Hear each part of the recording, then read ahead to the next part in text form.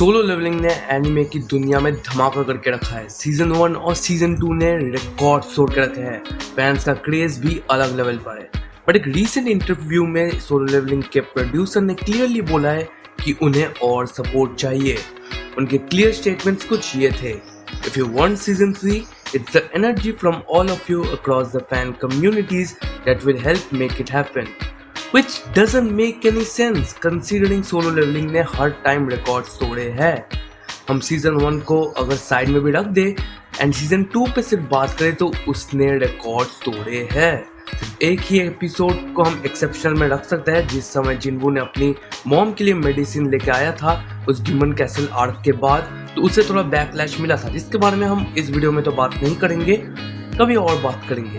And कुछ time बाद ही इनके जो प्रोड्यूसर है वो बोलते हैं कि सीजन 3 नेक्स्ट ओलंपिक्स तक तो तुम्हें देखने को नहीं मिलेगा। अब यहाँ पे भी 2 ओलंपिक्स की बात चलती है। अगर हम विंटर ओलंपिक्स की बात करें तो सही है, वो हमें 2026 में ही मिल सकती है, हमें एनिमे देखने को मिल सकती है 2026 के स्टार्टिंग में। बट अगर ये लोग नॉर्मल ओलंपिक्स की बात कर रहे हैं जो एक बहुत बड़ा इवेंट है, तो हमें सोलो लेवलिंग तो 2028 से पहले तो देखने नहीं मिलेगी।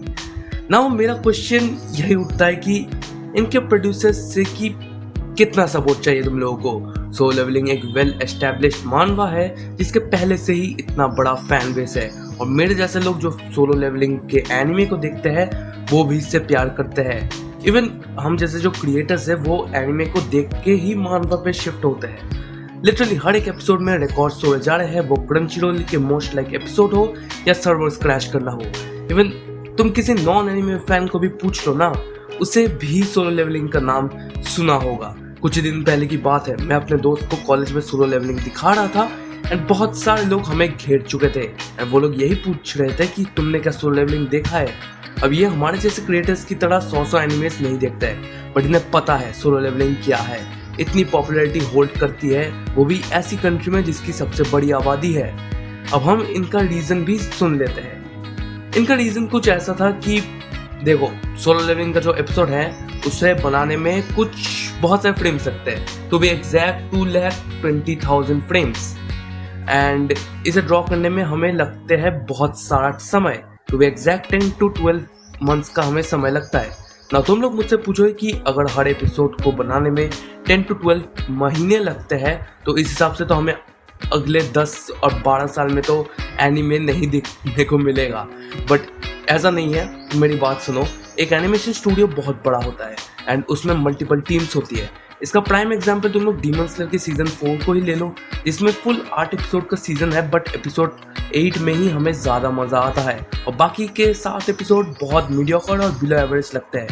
क्यों? क्योंकि एपिसोड 8 के लिए अलग से टीम रखी गई थी। हमें ऑलरेडी पता है कि इन्फिनिटी कासल आर्क कितना बड़ा प्रोजेक्ट होने वाला है और उसकी हाइप बनाने के लिए एपिसोड भी बढ़िया बनाना होगा, स्पेशली जो लास्ट एपिसोड है जो हाइप को क्रिएट करेगा, और वो हमें इस साल के बॉक्स ऑफिस कलेक्शन में भी देखने को मिलेगा कि हाइप काम आई कि नहीं। इस एग्जाम्पल को देने का यही मतलब है कि ये लोग चाहे तो अगले साल भी सोलो लेवलिंग के सीजन 3 को ड्रॉप कर सकते हैं, बट करेंगे नहीं। जो मेरे अगले पॉइंट पे आते हैं, मैंने वीडियो की स्टार्टिंग में ही बताया था कि सोलो लेवलिंग कितना सक्सेसफुल है और कितना सपोर्ट करे नंबर 1 एनिमे को। हम अब आते हैं थोड़े से बिजनेस पे, क्योंकि यहाँ पे चीज़ें इंटरेस्टिंग होने वाली है एंड इनके सपोर्ट का मतलब भी मैं यहाँ पे एक्सप्लेन कर दूंगा और ऐसा क्यों कहा गया है ये भी बताऊंगा। स्ट्रीमिंग प्लेटफॉर्म जैसे कि क्रंचीरोल से आने वाला रेवेन्यू बहुत ज़्यादा छोटा होता है इन स्टूडियोज के लिए, और सिर्फ क्रंचीरोल में ही अपना सोलो लेवलिंग अवेलेबल नहीं है, नेटफ्लिक्स और अमेजॉन में भी ये अवेलेबल है और इनके राइट्स यहाँ पे परचेज किया गया है। अब इनका होता है कॉन्ट्रैक्ट कि सेल्स में जितना सेल होगा उसमें से हम एक मेजर पोर्शन ले लेंगे और तुम कमीशन ले लेना। और कितना एग्जैक्ट इनका कमीशन होता है वो तो मुझे नहीं पता, बट हाँ, अपने जो प्लेटफॉर्म्स होते हैं वो बहुत ज़्यादा पैसा यहाँ से ले लेते हैं, बहुत ज़्यादा पोर्शन ये लोग ले लेते हैं। और इन लोगों का सिंपल है कि हमारा प्लेटफॉर्म है और हमारे प्लेटफॉर्म में लोग आके तुम्हारे एनिमे को देखते हैं, हमारी वजह से तुम्हारा एनिमे पॉपुलर हो रहा है। And now you may be wondering कि पैसा आता कहाँ से है, तो फिर इनका असली पैसा अगर प्लेटफॉर्म से ही इतना कम पैसा मिल रहा है तो इनका असली पैसा आता है मर्चेंडाइज, ब्लूरे सेल्स और लाइसेंसिंग डील्स के साथ। जो तुम लोग कपड़े खरीदते हो या जो लोग फिगरिंग्स खरीदते हो उन लोगों को पता होगा कि इनका कमीशन जाता है अपने जो भी स्टूडियोज है उनके पास डायरेक्ट कमीशन जाता है अपना, मतलब कमीशन नहीं जाता, फुल सेल्स ही जाता है। जो शॉपकीपर्स होते हैं वो लोग कमीशन खाते हैं एंड जो बाकी का जो सेल होता है वो अपने स्टूडियोज के पास जाता है। एंड सोलो लेवलिंग एक कोरियन वेबटून होने के नाते जापानीज एनिमे इंडस्ट्री के ट्रेडिशनल रेवेन्यू मॉडल से अलग होता है। इसलिए प्रोड्यूसर्स चाहते हैं कि फैन ज्यादा से ज्यादा फिजिकल प्रोडक्ट्स खरीदे ताकि उन्हें लगे कि सीजन 3 में इन्वेस्ट करना वर्थ है। जो इनके प्रोड्यूसर्स ने पहले ही बोल के रखा है कि हमें देखना है कि सीजन 3 बनाने के लिए क्या वो वर्थ है। एंड यही है इनका सपोर्ट वर्ड का मतलब। आई कैन टोटली अग्री कि कितनी मेहनत लगती है। एनिमेशन इंडस्ट्री में काम करना कोई आसान बात नहीं है। एक एपिसोड में 10 से 12 महीने काम करना, इसमें एनिमेटर्स की हार्डवर्क और डेडिकेशन भी होती है।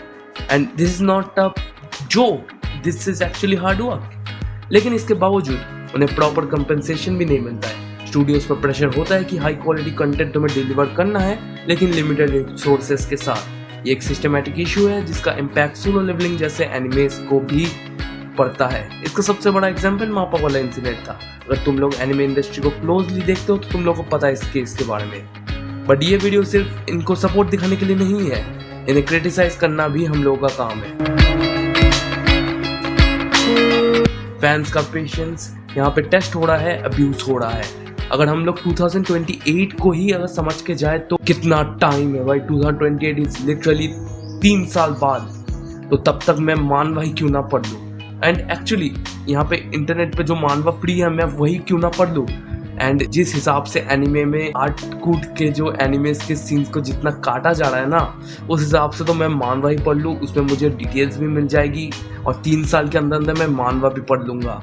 जब एक एनिमे वर्ल्ड क्लास में चला जाता है, टॉप चार्ट्स में आता है, तो ये लोग फिर भी बोल रहे हैं कि सपोर्ट दिखाओ हमें। मैंने बोला था कि स्ट्रीमिंग प्लेटफॉर्म में एक मेजर पार्ट वो लोग ले लेते हैं, बट जो स्टूडियो को भी जितना भी पार्ट मिलता है वो भी मिलियंस ऑफ डॉलर्स में होता है। बट एनिमेटर्स को क्या मिलता है? घंटा, फूटी कौड़ी नहीं मिलती है लिटरली। एंड इसमें एनिमेटर्स का कोई दोष नहीं है, प्रोडक्शन कंपनीज का है। एंड ये वही लोग हैं जो अटैक ऑन टाइटन के फाइनल सीजन को 3 पार्ट्स में काट के बेचते हैं, जहाँ फाइनल सीजन को भी 2 बार काटा गया है एंड उसे 4-5 साल तक डिले किया गया है, जिससे लिटरली तुम लोग समझो, अटैक ऑन टाइटन लिटरली 10 साल तक चला था वो एनिमे। इतना बड़ा स्टोरी ना होने के बाद भी, उसकी स्टोरी भी इतनी बड़ी नहीं है, वन पीस लेवल की स्टोरी नहीं है, स्टिल वो 10 साल तक चला था। अब फैंस का क्रेज जो हो रहा है, वो जो यूज किया जा रहा है, वो अब कैश के लिए यूज किया जा रहा है बिना ट्रांसपेरेंसी के। क्या आपको सच में इन्हें सपोर्ट करना चाहिए? क्योंकि ये लोग तो पैसे के सिवाय और कुछ नहीं जानते हैं। लास्ट में यही कहूंगा कि 2028 तक रुकना पड़ा तो इससे अच्छा मैं मानवा ही पढ़ लूँ। मैं तो मानवा ही पढ़ने लग चुका हूँ और मैं मानवा ही पढ़ लूंगा। और जिस हिसाब से टाइम ये लोग बोल रहे हैं, इससे अच्छा मैं सोलो लेवलिंग का जो सीक्वल है ना, उसके बेटे को ऊपर सुहो के ऊपर, वो भी मैं तब तक कंप्लीट ही कर लूंगा। प्रॉब्लम क्वालिटी का नहीं है, प्रायोरिटी का है। जब आप ऑलरेडी टॉप पे हो और फिर भी फैंस से और खर्चे कराना चाहते हो, so that's only greed. Greed के अलावा वो कुछ नहीं है। सोलो लेवलिंग एक मास्टरपीस है और हम सब चाहते हैं कि सोलो लेवलिंग का अगला सीजन भी और बेहतर हो।